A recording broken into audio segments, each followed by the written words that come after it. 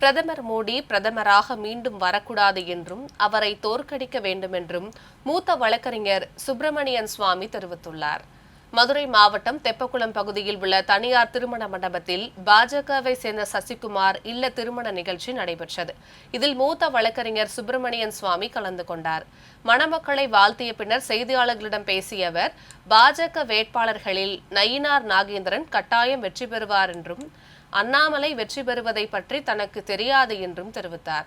தமிழகத்தில் திமுக பாஜக போட்டியுள்ளதா என்ற செய்தியாளர்களின் கேள்விக்கு பதிலளித்த அவர், கனவு எல்லாருக்கும் இருக்கிறது என்றும் அது நடக்குமா என்பதை பொறுத்திருந்து பார்க்க வேண்டும் என்றும் தெரிவித்தார்.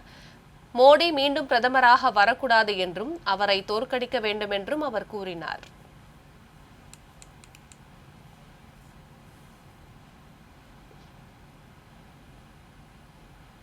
ஆனால் நயினார் நாகேந்திரன் அவர் கட்டாயமாக ஜெயிப்பார். பாஜக மாநில தலைவர் அண்ணாமலை போட்டியிடுறாரு, அவர் வெற்றி பெறுவாரா? அதை பற்றி நான் இதுவரையும் விசாரணை பண்ணல.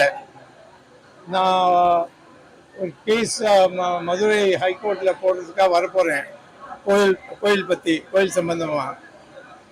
அப்போது நீங்கள் 2 வாரம் அப்போ கேளுங்க. இல்லை சார், இப்போ வந்து தமிழக தேர்தல் களம் வந்து திமுக பாஜக மாறி இருக்குன்னு சொல்றாங்க, நீங்க எப்படி பாக்குறீங்க? கனவு எல்லாருக்கும் இருக்கு. இது உண்மையோ இது இப்போ சொல்ல முடியாது. பிரதமர் 3வது முறையா மோடி பிரதமர் ஆவாரா? அவர் வரக்கூடாது, அவரை தோற்கடிக்கணும்.